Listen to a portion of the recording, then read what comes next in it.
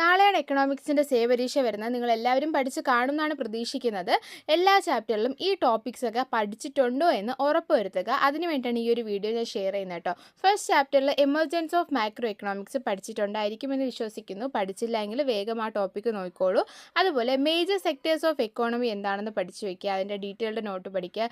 Great ഡിപ്രഷനെ കുറിച്ചിട്ട് ഒരു പാരഗ്രാഫെങ്കിലും പഠിച്ചു വയ്ക്കുക. അത് കഴിഞ്ഞ് നാഷണൽ ഇൻകമാണ്. നാഷണൽ ഇൻകത്തിൽ ഏറ്റവും ഇമ്പോർട്ടൻ്റ് ആയിട്ടുള്ള ഒരു ടോപ്പിക്കാണ് സർക്കുലർ ഫ്ലോ ഓഫ് ഇൻകം എന്ന് പറയുന്നത്. Stock and flow.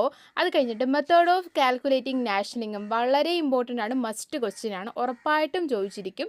അത് കഴിഞ്ഞിട്ട് GDP deflator, GDP and welfare. പിന്നെ ഇത്രയും കാര്യങ്ങൾ കാൽക്കുലേറ്റ് ചെയ്യുന്നതിൻ്റെ ഫോർമുല പഠിച്ചു വയ്ക്കുക. ഭയങ്കര ഇമ്പോർട്ടൻ്റ് ആണ്. കാരണം ഉറപ്പായിട്ടും ആ ഒരു ക്വസ്റ്റ്യൻ വന്നിരിക്കും. അത് വളരെ ഷുവറാണ്. NP കണ്ടുപിടിക്കുന്നത് എന്താണ്, FC കണ്ടുപിടിക്കുന്നത്, അതുപോലെ എന്താണ് NNP കണ്ടുപിടിക്കുന്നത്, NDP കണ്ടുപിടിക്കുന്നത്, GDP, GNP, FC, MB ഇതൊക്കെ കണ്ടുപിടിക്കുന്ന ഫോർമുല ജസ്റ്റ് പഠിച്ചു വയ്ക്കുക. ഇതിൽ ചെറിയൊരു മിസ്റ്റേക്ക് ഉണ്ട്. ആ ഒരു 6 എന്നൊക്കെ ഇടയ്ക്കേറി വന്നിട്ടുണ്ട്. അത് പ്രിൻറ്റിങ് മിസ്റ്റേക്കാണ്. അപ്പോൾ ബാക്കിയുള്ളത് ആ ഒരു അത്രയും കാൽക്കുലേഷൻ നിങ്ങൾ പഠിച്ചു എന്നുള്ളത് ഉറപ്പ് വരുത്തുക. അതായത് ഈ ഒരു സംഭവമൊക്കെ നിങ്ങൾക്ക് ഓർമ്മ ഉണ്ടായിരിക്കുന്നതാണ് എൻ്റെ വിശ്വാസം.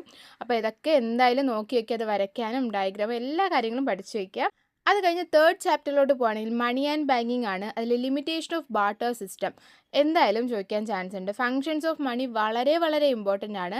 മണി and supply, 3 motive of money, അതുപോലെ എന്താണ് functions of RBI and commercial bank ഉറപ്പായിട്ട് നോക്കി വയ്ക്കുക. ഈ നിങ്ങൾ ഫങ്ഷൻസ് ഓഫ് മണിയും അതുപോലെ തന്നെ എന്താണ് functions of RBI and commercial bank ഉറപ്പായിട്ട് നോക്കി വയ്ക്കുക. അതുപോലെ ഇൻസ്ട്രുമെൻറ്റ്സ് ഓഫ് മോണിറ്ററി പോളിസിയും ലിക്വിഡിറ്റി ട്രാപ്പും ഈ ചാപ്റ്ററിൽ ഏറ്റവും ഇമ്പോർട്ടൻ്റ് ആയിട്ട് വരുന്നത് ഈ ഇത്രയും ഭാഗങ്ങളാണ്. അപ്പോൾ ഇത് ഇത്രയും നിങ്ങൾ ഉറപ്പായിട്ടും പഠിച്ചു വയ്ക്കണം എന്നുള്ളതാണ്. അത്